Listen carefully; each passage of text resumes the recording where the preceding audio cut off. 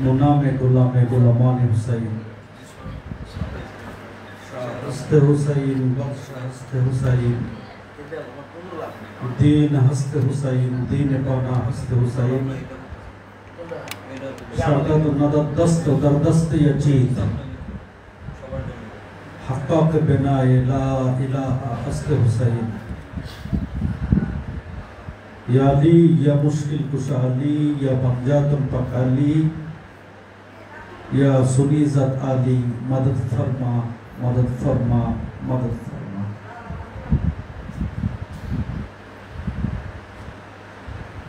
1447 হিজরি মুহররম মাস চলমান।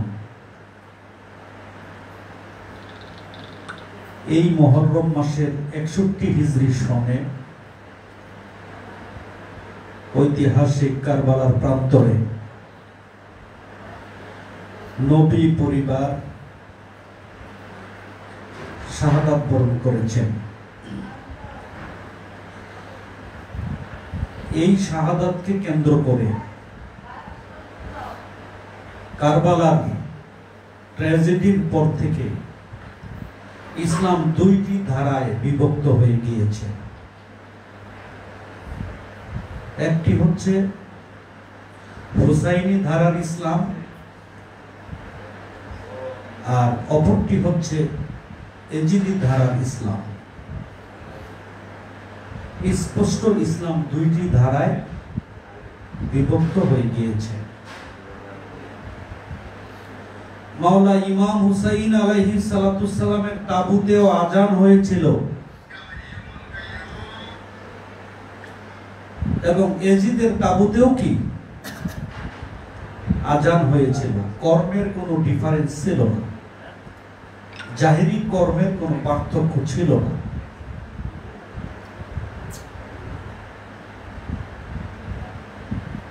এই মুহররম মাস আগত হলেই আমরা তথাকথিত ইসলামিক স্কলারগণের আলোচনায় দেখতে পাই, আমরা শুনতে পাই, তারা এত গবেষণা করে কি করে এজিদকে এই কারবালার ট্র্যাজেডির অপরাধ থেকে বাঁচানো যায় এই নিয়ে তারা গবেষণা করে। তাদের গবেষণায় এবং আলোচনায় উঠে আসে এজিদ দোষী নয়, এজিদ মাওলা ইমাম হুসাইনের হত্যাকারী নয়, ইয়াজিদকে রাদিয়াল্লাহু তাআলা বলতে হবে কি হবে না এ নিয়ে তারা গবেষণা করে ব্যস্ত থাকে। এত পরিমাণ এজিদের বন্দনা শুরু হয়ে যায় এই মুহররম মাস আসলে। সেখানে মাওলা ইমাম হুসাইনের সপরিবারের শাহাদাতের বিষয়টি আড়াল পড়ে যায়, ঢেকে যায়। এই কুখ্যাত এজিদ মতাদর্শের অনুসারীরা যতই মাওলা ইমাম হুসাইন এর নবী পরিবারের শাহাদাতের দৃশ্যপটকে মর্মান্তুদ, বেদনাদায়ক, বেদনা বিদুর এই ঘটনাকে আড়াল করতে চাক না কেন, যতই তারা প্রচেষ্টা 1400 বছর আগে থেকে এখন পর্যন্ত চালিয়ে যাচ্ছে, কিন্তু আশিকের হৃদয় থেকে মাওলা ইমাম হুসাইনের এই আত্মত্যাগকে মুছে ফেলা কখনো সম্ভব হবে না। আমরা দেখতে পাই এই মুহররমের আশুরা 10 তারিখ, চাঁদের 10 তারিখ আসলে মুহররমের ঘটনাকে কারবালার প্রান্তরের এই নির্মম নিষ্ঠুর এই বর্বরতাচিত ঐতিহাসিক শাহাদাতের সুহাদে কারবালার ঘটনাকে আড়াল করার জন্য এরা বিভিন্ন ইতিহাস মুসলিম জাতির কাছে তুলে ধরে। বর্তমান প্রচলিত ইসলামিক স্কলার বক্তা খতিবদের মুখে মাওলা ইমাম হুসাইনের শাহাদাতের করুণ ঘটনা আজকে শুনতে পাওয়া যায় না। তার একটি মাত্র কারণ, সেটা হচ্ছে আমাদের কাছে মাওলানা ইমাম হুসাইনের হুসাইনি ইসলাম আজকে আমাদের কাছে প্রতিষ্ঠিত নয়। আমাদের কাছে আসছে এজিদি ইসলাম। এজিদি ইসলাম এত পরিমাণ ছয় লাভ করেছে, সেই 1400 বছর আগে থেকে চক্রান্ত হয়ে আজকে পর্যন্ত সমাজের রন্ধে রন্ধে প্রতিটি স্তরে এজিদি ইসলাম প্রতিষ্ঠিত হয়ে আছে। সেজন্য মাওলানা ইমাম হুসাইনের অনুসারীরা যুগে যুগে অবহেলিত, বঞ্চিত এবং নির্যাতিত হয়ে আসছে এবং আসতেছে এবং হচ্ছে। প্রিয় উপস্থিতি, মাওলানা ইমাম হুসাইন আলাইহিস সালাতু সালাম সেই কারবালার প্রান্তরে কি কারণে তিনি শাহাদাত বরণ করলেন সপরিবারে? ওনার অপরাধটা কি ছিল? কেন তিনি শাহাদাত বরণ করলেন? কেন তিনি শাহাদাত বরণ করলেন সপরিবারে? এই প্রশ্নের উত্তর আজকে প্রচলিত ইসলামিক স্কলার এদের আলোচনায় অনুপস্থিত, এটা আসে না। আমরা জানি 9 মুহররম হযরত আলী আসগর আলাইহিস সালাতু সালামকে শাহাদাত করার পর দুগ্ধপুষ্ট হযরত আলী আসগর শাহাদাত করার পর মাওলানা ইমাম হুসাইনের কাছে ইয়াজিদের পক্ষ থেকে চিরকুট পাঠানো হয়েছিল, চিঠি পাঠানো হয়েছিল। আগামীকাল সূর্য উদয়ের আগে যদি আপনি ইয়াজিদের কাছে বায়াত গ্রহণ করেন, তাহলে নিরাপদে আপনাকে কুফায় যেতে দেওয়া হবে। যদি আপনি বায়াত গ্রহণ করতে অস্বীকৃতি জানান, তাহলে আপনি সপরিবারে জীবন দেওয়ার জন্য প্রস্তুতি গ্রহণ করুন। 9 তারিখে কি করা হয়েছিল? এই চিঠি দেওয়া হয়েছিল। 2টি পদ আপনার কাছে খোলা। হয়তোবা আপনি ইয়াজিদের কাছে বায়াত গ্রহণ করবেন, নয়তোবা আপনি কি করবেন? সপরিবারে জীবন দেওয়ার জন্য প্রস্তুতি গ্রহণ করুন।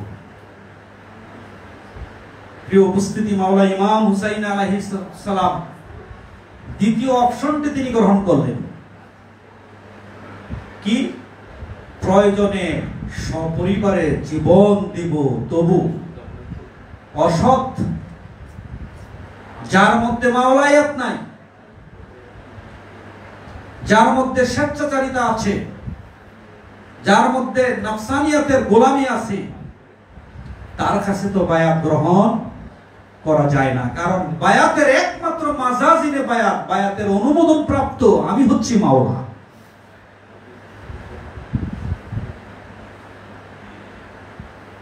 সুতরাং ইয়াজিদের কাছে যদি আমি বায়াত গ্রহণ করি, তাহলে আমার নানার আদর্শ আর থাকলো না, আমার নানার আদর্শ বলুণ্ঠিত হবে। সুতরাং ইয়াজিদের কাছে বায়াত গ্রহণ করা নিরাপদ নয়। তার কারণ হচ্ছে ইয়াজিদের কুখ্যাত পিতা মুয়াবিয়া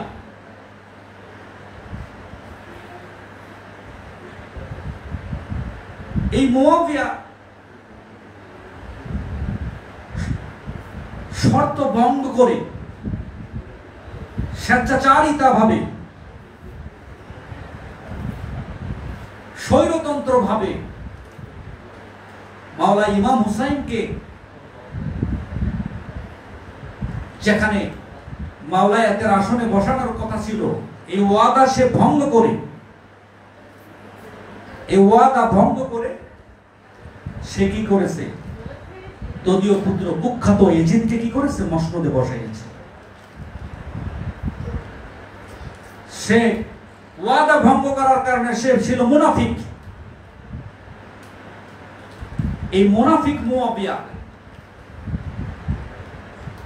হযরত ওসমান হত্যার কথা বলে সে মাওলা আলী আলাইহিস সালামের সাথে বিরোধিতা করেছে। মাওলা আলীর হত্যার পিছনে এই মুয়াবিয়ার কি ছিল? প্রকাশ্য এবং প্রখ্য মদত ছিল।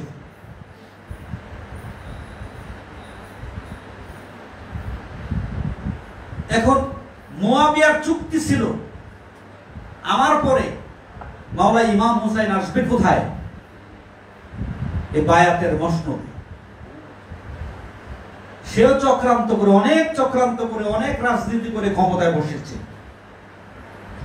সিফিনের যে যুদ্ধ হয়েছিল, জঙ্গে জামাল যে যুদ্ধগুলো হয়েছিল, এই যুদ্ধগুলোর পিছনে রাজনৈতিক উদ্দেশ্য বাস্তবায়ন করেছিল এই মুয়াবিয়া। কুখ্যাত ইয়াজিদের পিতা এই মুয়াবিয়া। সে যখন ওয়াদা ভঙ্গ করলো, মাওলা ইমাম হুসাইন ফুঁসে উঠলেন। ওয়াদা ভঙ্গকারী হচ্ছে মুনাফিক। এই মুনাফিকের বিরুদ্ধে মাওলা ইমাম হুসাইন কি হুঙ্কার দিলেন। তাই কুফা থেকে চিঠি লেখা হলো, হুজুর আপনি কুফায় আসেন, আমরা আপনার কাছে বায়াত গ্রহণ করব। কারণ একমাত্র বায়াতের মাজাজিনে বায়াতের অনুমোদন প্রাপ্ত মাওলা হচ্ছেন আপনি ইমাম হুসাইন। আমরা আপনার কাছে কি করব? আমরা বায়াত গ্রহণ করব। তখন তিনি সেই কুফাবাসীর বায়াত নেয়ার জন্য ওনাকে দাওয়াত দিয়ে নেওয়া হয়েছে, নেয়ার জন্য তিনি সেখানে যাচ্ছেন। প্রতিমধ্যে এই ফোরাত নদীর তীরে ওখানে আটকিয়ে ইবনে জিয়াদ, ইয়াজিদের সেনাপতি, এই ইবনে জিয়াদ এবং শিমার ইবনে মুলজিম, এরা নবী পরিবারের সাহাবী সহ প্রায় ৭২ জন সদস্যকে সেদিন নির্মমভাবে, নিষ্ঠুরভাবে তারা হত্যা করেছিল বিনা অপরাধে। কেন হত্যা করা হলো? যে মাওলা হুসাইন বায়াত দিতে পারবে না। মাওলা হুসাইন কি দিতে পারবে না? বায়াত দিতে পারবে না। ইয়াজিদের কাছে বায়াত দিতে হবে। স্বৈরতন্ত্র ভাবে ইয়াজিদ কি জোর করে মুসলিম উম্মার বায়াত নেয়ার জন্য সে কি স্বৈরতন্ত্র ভাবে সে প্রতিষ্ঠিত হয়েছিল। জনগণের গাড়ে সে সওয়ার হয়েছে। এখন ইয়াজিদের কাছে বায়াত গ্রহণ করলে কি সমস্যা? এই ইয়াজিদকে আজকের মুসলিম স্কলাররা, বক্তারা, আলোচকরা, খতিবরা গত 2 বছর আগে আমি আমার গ্রামে যে আমার আব্বা হুজুর এতিমখানা মাদ্রাসা করেছে, তা আমি শেষের কাতারে পরিবেশ পরিস্থিতির কারণে জুমা পড়তে আমি দোতলায় চুপ করে দোতলায় গিয়ে বসে আছি। ইমাম সাহেব জানে না যে আমি এখানে আছি। আমার মসজিদের ইমাম সাহেব খতিব তিনি বলতেছে ইয়াজিদকে যে দোষী মনে করে, আমার লেখালেখি দেখে ইয়াজিদকে যে দোষী মনে করে, যে ইয়াজিদ মাওলা হুসাইনের, ইমাম হুসাইনের হত্যাকারী যারা মনে করে তারা মুসলিম হতে পারে না। মানুষকে মেসেজ দিচ্ছে, জুমার খুতবায় কি মেসেজ দিচ্ছে। তাদের দৃষ্টিতে ইয়াজিদ ভালো মানুষ ছিল, পরহেজগার লোক ছিল। ইয়াজিদ 200 রাকাত কি করত? নামাজ পড়তো। আর ঠিক আছে 200 রাকাত নামাজ পড়তো, ধরে নিলাম সে 200 রাকাত নামাজ পড়তো। মাওলা হুসাইনকে যারা হত্যা করতে এসেছিল, তখন মাওলা ইমাম হুসাইন তাদের উদ্দেশ্যে প্রশ্ন করেছিল, তোমরা যারা আমাকে হত্যা করতে আসলে এখানে, তোমাদের মধ্যে কি একজন ব্যক্তি মুসলিম নাই? তোমরা কি জবাব দিবে আল্লাহর কাছে? কি জবাব দিবে আমার নানার কাছে? তখন সকলে, অনেকে মাথা নত, ইতিহাসে আসছে অনেকে মাথা নত করে ফেলেছিল, মাথাটা ঘাটটা কি করছে একটু নিচু করে ফেলেছে, ফেলে বলল সময় চলে যায়, তাড়াতাড়ি কাজ শেষ কর, আসরের নামাজ পড়তে হবে। সময় চলে যাচ্ছে, তাড়াতাড়ি কাজ শেষ কর। অর্থাৎ যে মহাপরিকল্পনা নিয়ে আসছিল ক্ষমতায় টিকে থাকার জন্য, ইয়াজিদের মস্তককে টিকে রাখার জন্য মাওলা ইমাম হুসাইনকে কি করতে হবে? হত্যা করতে হবে, তার গর্দান নিতে হবে। এ কথা বলার পরেও মাওলা ইমাম হুসাইন যখন বলল তোমাদের কাছে কি কোনো মুসলিম একজন ব্যক্তি নাই, কি অপরাধ আমার, আমাকে কেন হত্যা করা হবে, কেন আমার দুগ্ধ পুষ্য আসগরকে, ইমাম আসগরকে হত্যা করা হবে। তখন তারা বলল সময় নাই, আসরের আজান হয়ে গেছে, নামাজ পড়তে হবে, জামাত ইন্তেজার, আসর আজান হয়ে গেছে, জামাত ইন্তেজার, তাড়াতাড়ি কাজ শেষ কর। সীমারকে নির্দেশনা দেওয়া হয়, সীমার ইবনে মুলজামকে নির্দেশ দেওয়া হয়। তাহলে মাওলানা ইমাম হোসেনকে কারা হত্যা করলো? যারা মাওলানা ইমাম হোসেনকে সপরিবারে হত্যা করলো, 72 জন সদস্যরা হত্যা করলো, একজনও তো কাফের ছিল না। সবাই তো আমার মতো লেবাসদারি মুসলিম, দাড়ি টুপি পাগড়ি পরিহিত মুসলিম, পাঞ্জেখানা নামাজি, তারাই তো মাওলানা ইমাম হোসেনকে হত্যা করলো। তাহলে রাসূলের পরিবার, নবীর পরিবার, আহলে বাইতকে যারা হত্যা করে তারা কি করে মুসলিম হয়? তাই বাবা জাহাঙ্গীর বলেছেন, কি করে সাহাবী বলি তাকে? সেই ইয়াজিদকে, কুখ্যাত ইয়াজিদকে, যে ইয়াজিদের ব্যাপারে শরীয়তের প্রায় 27টা তাফসীরের কিতাবে আসছে ইয়াজিদ কাফের ছিল, ইয়াজিদ মুনাফিক ছিল, ইয়াজিদ বজ্জাত ছিল। শরীয়তের কিতাবগুলো তো আসছে, প্রায় 27টা তাফসীরের মধ্যে আসছে ইয়াজিদ কি কুখ্যাত ইয়াজিদ কাফের ছিল। হানাফি মাযহাবের সবচেয়ে প্রসিদ্ধ একজন ইমাম মাহমুদ আলুসি রাহিমাহুল বারী, তিনি রুহুলে তাফসীরে রুহুলে মানির মধ্যে তিনি ইয়াজিদকে বলেছেন, এই কুখ্যাত ইয়াজিদ মাওলানা মুহাম্মদ সাল্লাল্লাহু আলাইহি সাল্লামের রিসালাতকে অস্বীকার করেছে। আল্লামা আলুসি লিখেছেন, যেখানে আল্লামা আলুসি, যে আলুসি আহলুস সুন্নাহ ওয়াল জামাত হানাফি মাযহাবের প্রসিদ্ধ একজন ইমাম এবং মুস্তাহিদ, তিনি যে ইয়াজিদকে মাওলানা মুহাম্মদের রিসালাতকে অস্বীকারী কাফের মনে করে, সেখানে মসজিদের ইমাম, আপনি কত বড় যোগ্য আলেম হয়ে গেছেন, মসজিদের ইমাম বলে যে ইয়াজিদকে রাদিয়াল্লাহু তাআলা আনহু তার নামের পিছনে বলতে হবে। অর্থাৎ ইয়াজিদের বন্দনা এত বেশি পরিমাণ করা হয় যাতে করে মাওলানা ইমাম হোসেনের শাহাদাতের আসল ট্র্যাজেডি, যে অপরাধকে যেন ঢাকা হয়, এই অপরাধকে ধামাচাপা দেওয়ার জন্য, এই অপরাধকে ঢেকে রাখার জন্য অনেক কিছু আবিষ্কার করা হয়েছে।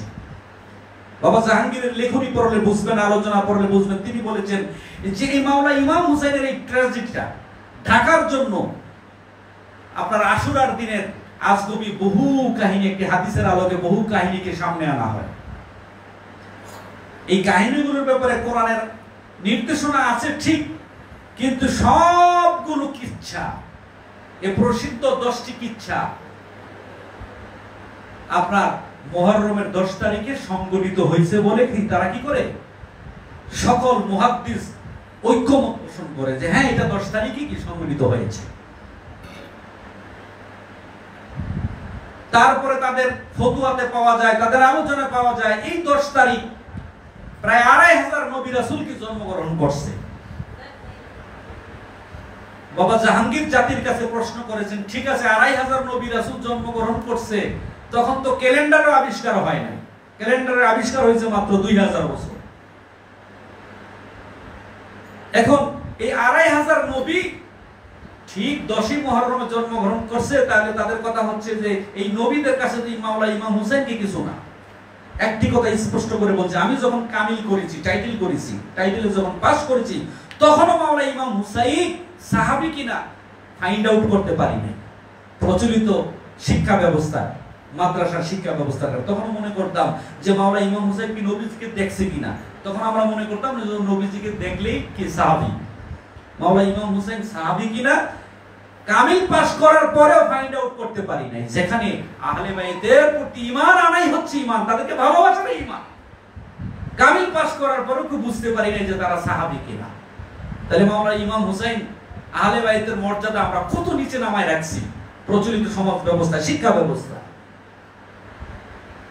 বুঝতেই দেওয়া হয় না যে আসলে যেন পাক পাঞ্জাতনের আহলে বাইতের ভালোবাসাটাই হচ্ছে কি ঈমান।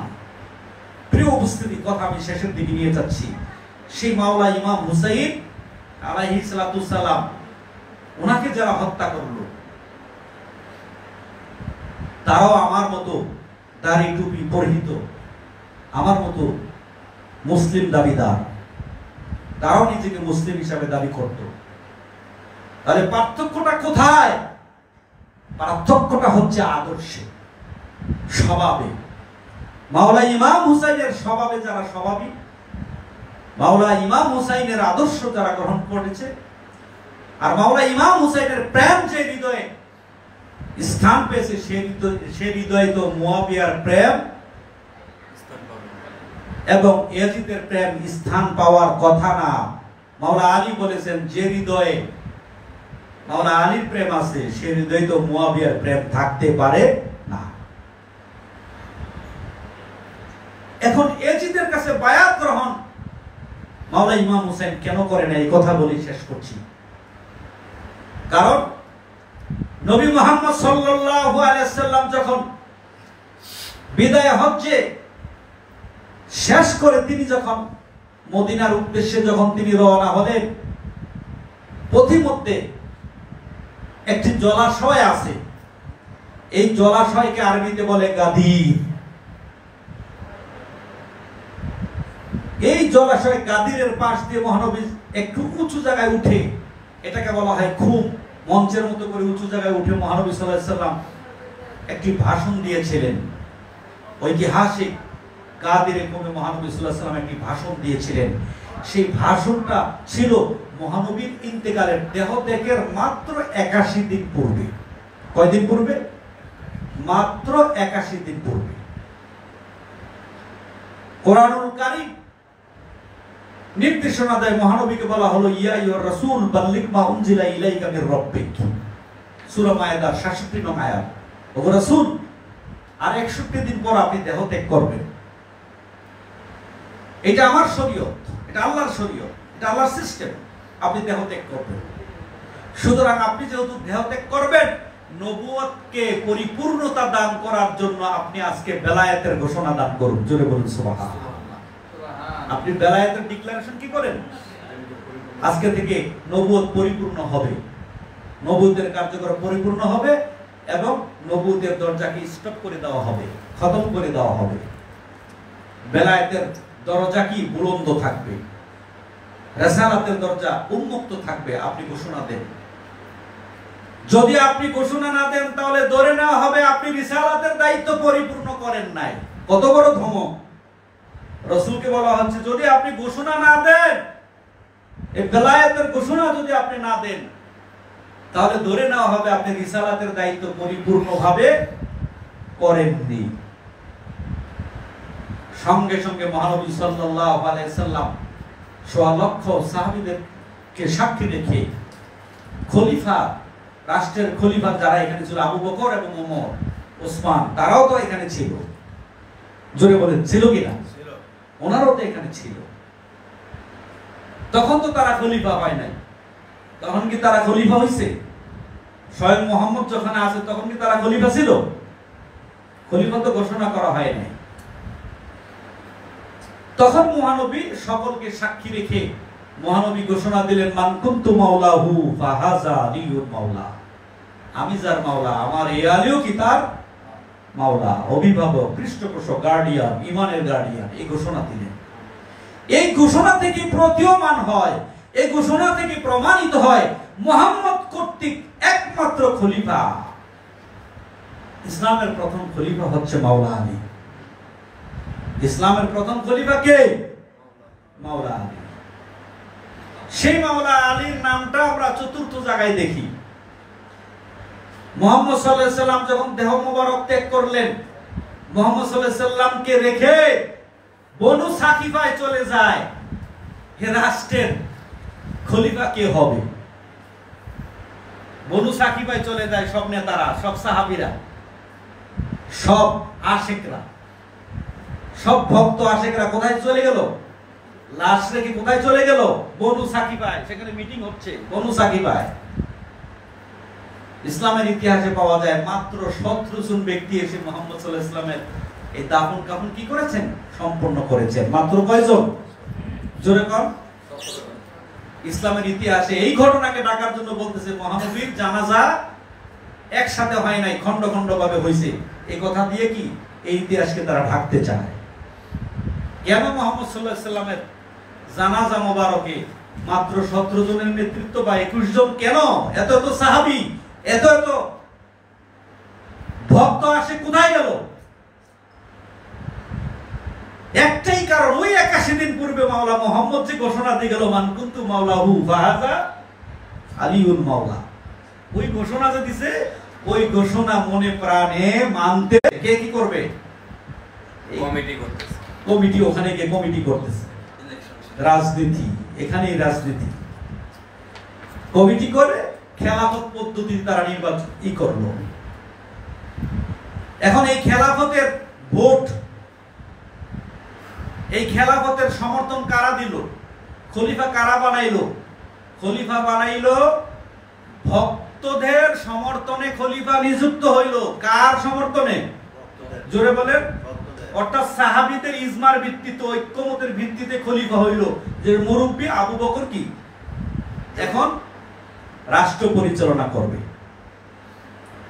তাহলে এই ঐক্যমত পোষণটা করলো কে?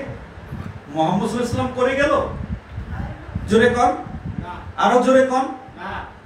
হাদিসের মধ্যে একটা অধ্যায় আছে, হাদিসে কিরতাস নামে একটা অধ্যায় আছে। এই অধ্যায়ে যদি প্রকাশ করি তাহলে হাদিসওয়ালা তো গোমর ফাঁস হয়ে যায়। হাদিসে কিরতাস, খাতা কলমের হাদিস, দোয়াত কলমের হাদিস।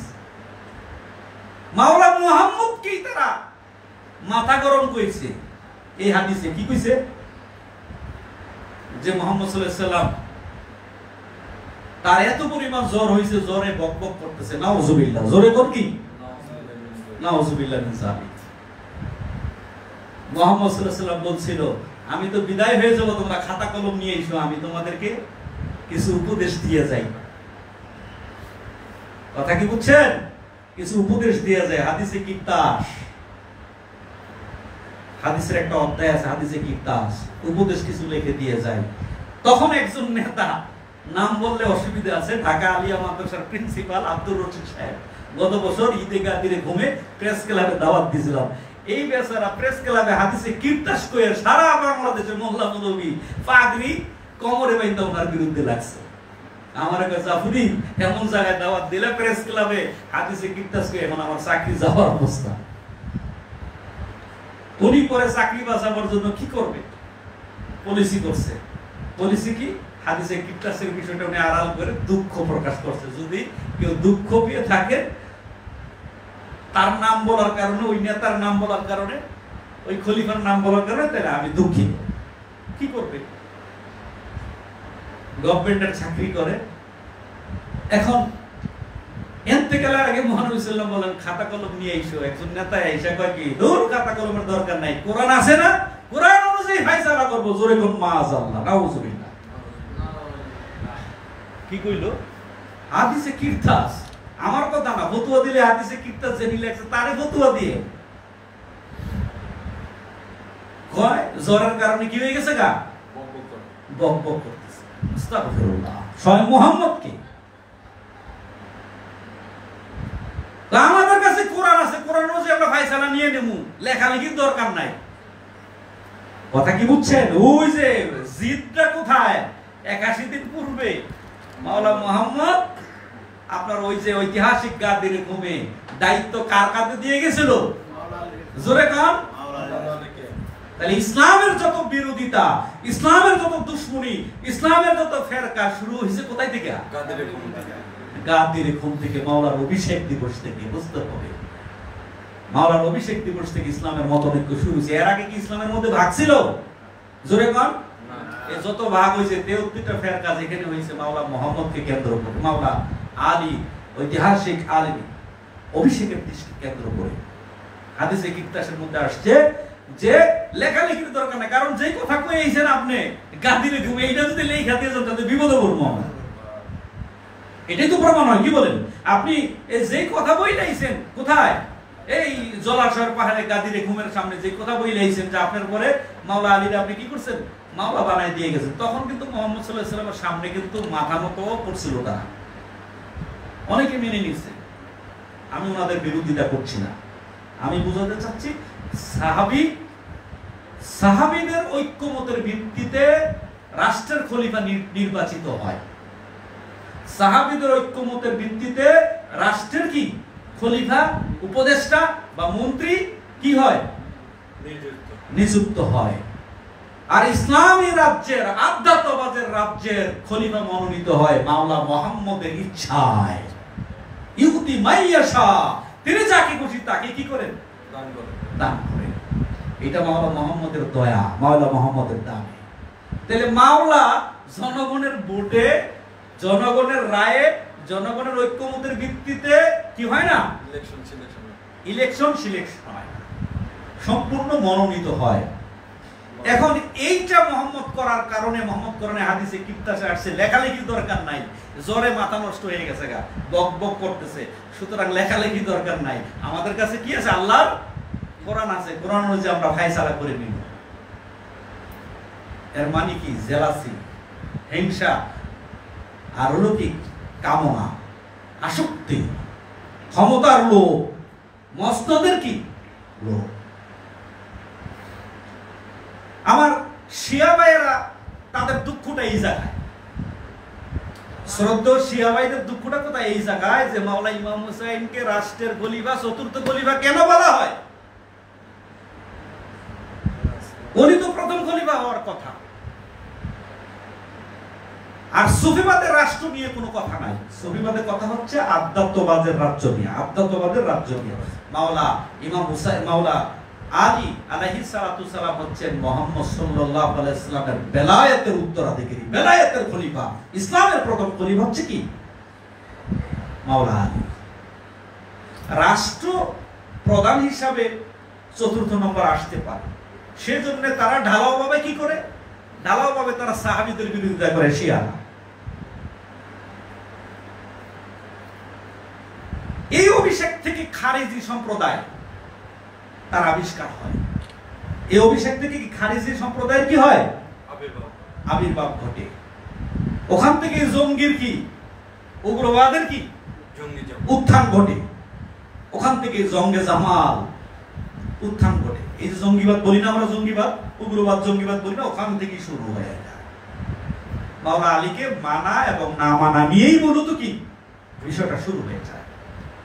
এখন ওখান থেকেই ওহাবিবাদের জন্ম হয়, খারিজিবাদের জন্ম হয়। আর এর বিপরীত শিয়ারা যখন এর বিপরীত দাঁড়াইলো কি? রাফিজি সম্প্রদায়। এর বিপরীত রাফিজি সম্প্রদায় দাঁড়ালো। এই রাফিজি সম্প্রদায়রা সুযোগ পাইয়া তখন এই মুয়াবিয়ার সাথে গালাগালি করতে করতে চার খলিফারও গালাগালি শুরু করবে। কথা কি বুঝছেন? এই চার খলিফারও কি করে? গালাগালি করে। শুধু চার খলিফারে গালাগালি করে না, তারা 14 ইমাম, 12 ইমাম, 14 মাসুম, সেই 1400 বছর আগ পর্যন্ত ওখানে ওনারা সীমাবদ্ধ রাখে। কিন্তু এটা যে একটা স্বভাব অর্জনের বিষয়, এটা ওনারা কি করেন না, বিশ্বাস করেন। এখন 12 ইমাম, 14 মাসুম ওনারা ওখান পর্যন্ত সীমাবদ্ধ রাখে। আর ওনাদের দুঃখ হলো কেন মাওলা ইমাম আলী আলাইহিস সালাতু সালাম কি ইসলামের প্রথম খলিফা ঘোষণা করা হইল না। তাই মুয়াবিয়ার বিরোধিতা করতে করতে ওনারা কি করে? সকল সাহাবীদেরকে অকট্টভাবে গালাগালাজ করে। আর বাবা জাহাঙ্গীর সুন্দর একটা সমাধান দিয়ে গেছে। বাবা জাহাঙ্গীর বলেছেন, যে সকল সাহাবীরা, কথাটা খেয়াল রাখেন, কথা আমার শেষ কথা, বাবা জাহাঙ্গীর সুন্দর একটি সমাধান দিয়ে গেছেন।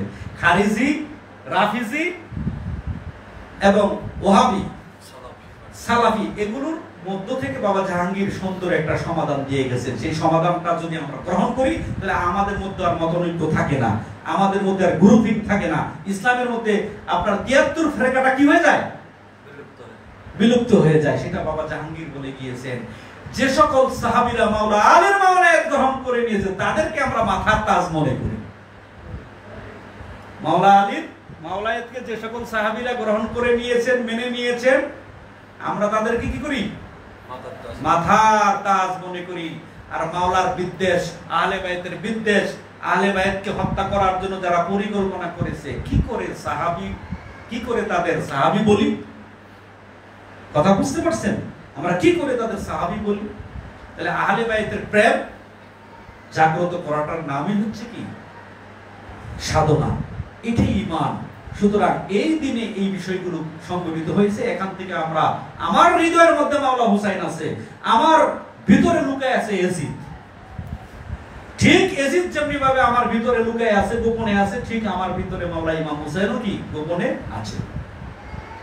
এজিদের কাজ হচ্ছে কিভাবে মাওলা ইমাম হুসাইনের শির নেওয়া যায়, আর মাওলা ইমাম হুসাইনের কাজ হচ্ছে শির দিয়ে কিভাবে আমার মুহাম্মদের আদর্শকে বুলন্দ করা যায়। দুইটার সংগ্রাম আমার এই হৃদয় নামক কারবালার মধ্যে প্রতিনিয়ত সংগঠিত হচ্ছে। জিহাদ প্রতিনিয়ত কি আমার এই মানব সত্তার ভিতরে কি কারবালা কি সংগঠিত হচ্ছে। এজিদ চাচ্ছে মাওলা ইমাম হুসাইনকে বশ্যতা স্বীকার করাইয়া কল্লাকিতে তার আদর্শ প্রতিষ্ঠা করবে, আর মাওলা ইমাম হুসাইন চাচ্ছেন যে গর্দান দিয়ে হলো আমি আমার নানা মুহাম্মদের আদর্শ কি করব, বাঁচায় রাখবো। এখন এই যে দুইটা স্বভাব, মূলত এই দুইটা হলো স্বভাব। বাবা জাহাঙ্গীর বলেছেন এই দুইটা কি, দুই ধরনের খাসলত, দুই ধরনের স্বভাব, এটাকেই বলে ধর্ম। এই দুইটা স্বভাব আমার মধ্যে যেহেতু আছে, এখন আমাকে চিন্তা করতে হবে, ধ্যানমগ্ন হয়ে আমাকে চিন্তা করতে হবে আমি কোন স্বভাবটাকে জাগ্রত করব। আমি কি হুসাইনি স্বভাব জাগ্রত করব, হুসাইনের পক্ষে থাকবো, নাকি আমি এজিদের পক্ষে থাকবো। 1400 বছর এজিদকে গালাগালি করে আমার লাভ কি হবে? কারণ আমার ভিতরে তো এজিদ আছে, আমি তো স্বার্থপর, স্বার্থ চরিতার্থ করার জন্য আমি আরেকটা মানুষের হক মাইরা দিই, তাহলে আমি কি এজিদ না? আমার ভিতরে তো এজিদ কি লুকায় আছে। সুতরাং এই ভিতরের এজিদকে কি করতে হবে, পরাস্ত করে মাওলা ইমাম হুসাইনকে জাগ্রত করতে হবে। এইটাই হচ্ছে সুফিবাদ, এইটা হচ্ছে বাবা জাহাঙ্গীরের ধর্ম, এইটা হচ্ছে বাবা জাহাঙ্গীরের দর্শন, এইটাই হচ্ছে বাবা বেদম ওয়ারশি আল জাহাঙ্গীরের দর্শন। মাওলা যেন আমাদের বোঝার তৌফিক দান করেন, আমিন। ওয়া আখিরি দাওয়ানা আলহামদুলিল্লাহি রাব্বিল আলামিন। সকলের জয় হোক, এই কারবালা জয় হোক, মাওলা ইমাম হুসাইন জয় হোক। জয় গুরু, জয় গুরু।